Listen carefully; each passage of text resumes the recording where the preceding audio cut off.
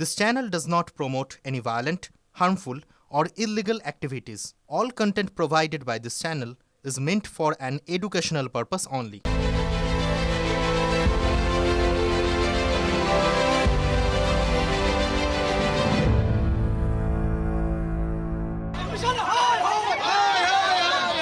নাও বউকে দিয়ে ঘুগনি তৈরি করে আনো, দেখো প্ল্যাটফর্মে গিয়ে দাঁড়াও, বাস স্ট্যান্ডে গিয়ে দাঁড়াও। দিদির কথায় আমরা হেরে গিয়ে দিদির কথা মতে চপ বিক্রি করতে এসেছি, যেখানে আমাদের আজকে ক্লাসরুমে থাকার কথা ছিল। ভাই যখন কিছু নেই 1000 টাকা নাও, দুটো চায়ের কেটলি কেন। তাহলে এই বাংলায় কেউ থাকবে, এই বাংলায় কেউ তাহলে ছেলেমেয়েদেরকে মানুষ করবে। রাজ্য সরকারের বিজনেস অ্যান্ড ইন্ডাস্ট্রি কনক্লেভ ছিল আজ। সহজ গোদা বাংলায় শিল্প নিয়ে একটি সভা, হাজার হাজার কোটি টাকার বিনিয়োগ নিয়ে আলোচনা হলো সেই সভায়। ঠিক একদিন আগে গতকাল ছিল ব্যবসায়ী সম্মেলন।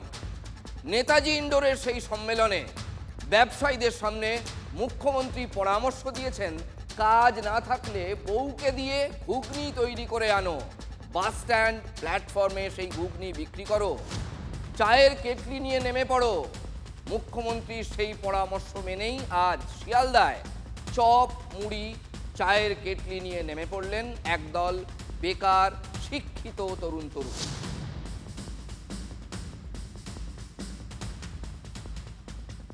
আমি যদি বলি ভাই যখন কিছু নেই 1000 টাকা নাও, দুটো চায়ের কেটলি কেন, ঘর থেকে কিছু চা কিনে তৈরি করো, আর বিস্কুট নাও, নাও বউকে দিয়ে ঘুগনি তৈরি করে আনো, দেখো প্ল্যাটফর্মে গিয়ে দাঁড়াও, বাস স্ট্যান্ডে গিয়ে দাঁড়াও।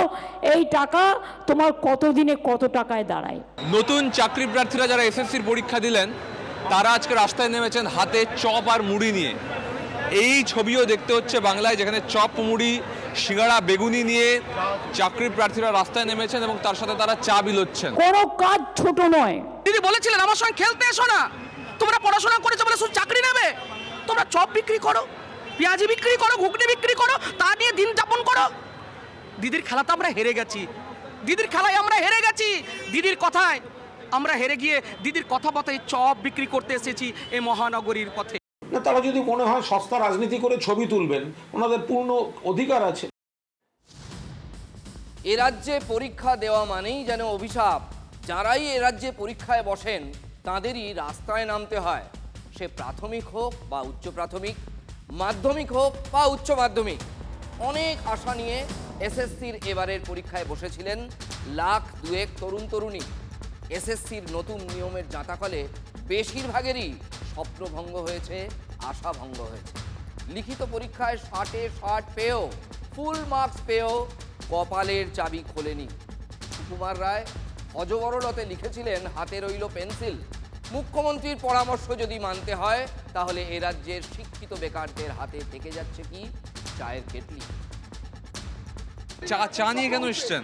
চা নিয়ে এসছি, আমরা দীর্ঘ 10 বছর ধরে বঞ্চিত আছি। দীর্ঘ 10 বছর ধরে বঞ্চিত হওয়ার পরে একটা এসএসসি আমরা পেলাম, সেখানেও আমরা বঞ্চিত হচ্ছি। আমাদের ভবিষ্যৎ আজকে ধ্বংসের পথে। এই ভবিষ্যতে বেঁচে থাকার জন্য আমরা আজকে শিক্ষিত ফ্রেশার্স হয়েও আজকে আমাদের এই রাজপথে চায়ের কেটলি হাতে তুলে নিতে হয়েছে। কখনো জীবনে হতাশ হবেন না, স্বপ্ন দেখতে শিখুন। আমি যখন বলি অনেকে আমাকে খেপায় যে আমি কেন চায়ের কথা বলি। আমি তো বলছি উনার বাড়ির উনার ভাইপো ভাইজিরা কেন করছে? Charity begins at home. আশ্চর্যের কথা, আজই শিল্পসভায়, যে শিল্পসভার কথা বলছিলাম, সেখানে সেই মঞ্চে মুখ্যমন্ত্রী বলেছেন তৃণমূল জমানায় 2 কোটি কর্মসংস্থান হয়েছে, 2 crores। বেকারত্ব কমেছে 40%। মানে এ রাজ্য থেকে প্রায় অর্ধেক বেকারত্ব কর্পূরের মতো উবে গেছে। অথচ সেই শিল্পসভার কয়েক ঘন্টা আগেই উত্তর কলকাতার রাস্তায় বুক চাপড়ালেন বেকাররা, শিক্ষিত বেকাররা। 2 crore employment has been generated. দিদির কাছে ভিক্ষা চাইতে এসেছিলাম, আমাদের হকের চাকুরিটা আমাদেরকে দিন, আমাদের ভিক্ষাটা দিন। দিদি হকের চাকুরিটা আমাদের দেননি। Unemployment reduced by 40%. এখানে আমাদের ভবিষ্যৎ প্রজন্মকে ধ্বংস করে দেওয়ার চেষ্টা চলছে। তাদেরকে আমি দেখাতে চাইছি, তারা বাড়িতে দেখছে নিশ্চয়ই, যে আপনাদের সন্তানের ভবিষ্যৎ কিন্তু অন্ধকারে। unemployment reduced by 40%.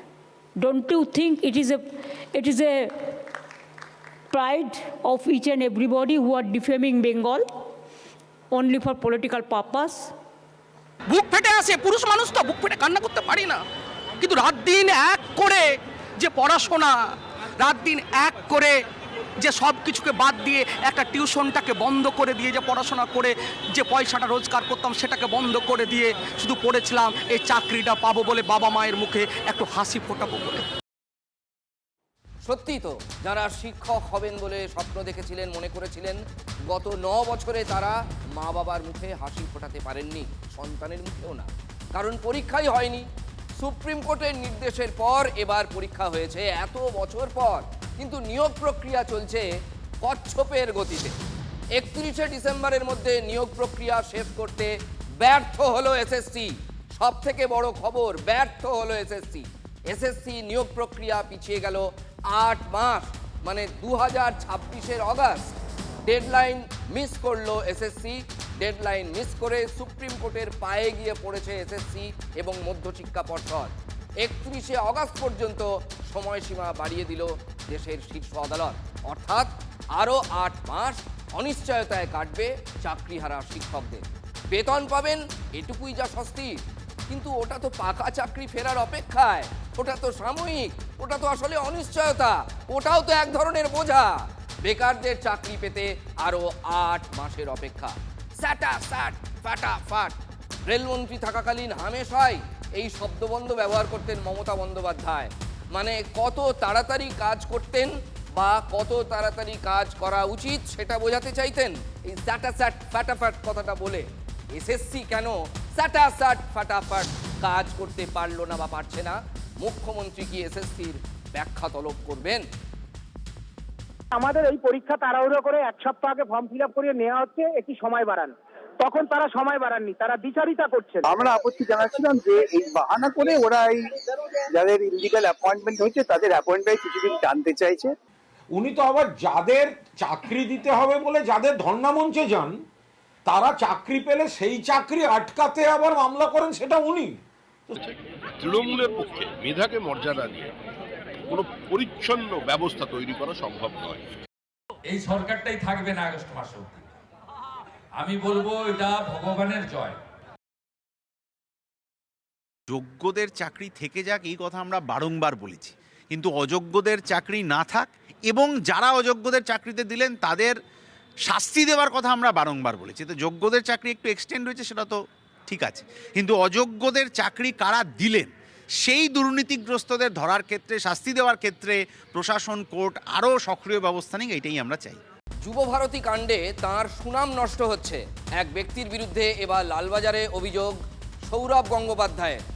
Argentina football দলের ফ্যান ক্লাবের কর্তার বিরুদ্ধে অভিযোগ দায়ের করেছেন প্রাক্তন ভারত অধিনায়ক। ফ্যান ক্লাবের কর্তা আপত্তিকর মন্তব্য করেছেন অভিযোগ মহারাজের। সোশ্যাল মিডিয়ায় ফ্যান ক্লাবের কর্তা উত্তম সাহা বিতর্কিত মন্তব্য করেন। উত্তম সাহার বিরুদ্ধে 50 কোটি টাকার মানহানির মামলা করেছেন সৌরভ গঙ্গোপাধ্যায়। বহরমপুরে এক আদিবাসী মহিলাকে তুলে নিয়ে গিয়ে এবং আটকে রেখে গণধর্ষণের অভিযোগ। গ্রেফতার তৃণমূলের পঞ্চায়েত সদস্য ইমামুল শেখ সহ 2 অভিযুক্ত। নির্বাচিত জনপ্রতিনিধি ভাবুন, আদিবাসী মহিলাকে তুলে নিয়ে গিয়ে 3 দিন একটি ঘরে আটকে রেখে গণধর্ষণ করার অভিযোগ। কোনো ক্রমে সেখান থেকে পালিয়ে থানায় অভিযোগ দায়ের করেছেন ওই নির্যাতিতা। তৃণমূল পঞ্চায়েত সদস্য ইমামুল শেখ সহ 2 অভিযুক্তকে গ্রেফতার করেছে পুলিশ। ধৃতদের কাল আদালতে পেশ করা হবে। বহরমপুরে এক আদিবাসী মহিলাকে তুলে নিয়ে গিয়ে 3 দিনে একটি ঘরে আটকে রেখে গণধর্ষণ করার অভিযোগ। তৃণমূলের পঞ্চায়েত সদস্য ইমামুল শেখ সহ 2 জন অভিযুক্ত, পুলিশ তাদের গ্রেফতার করেছে, কাল কোর্টে পেশ করা হবে।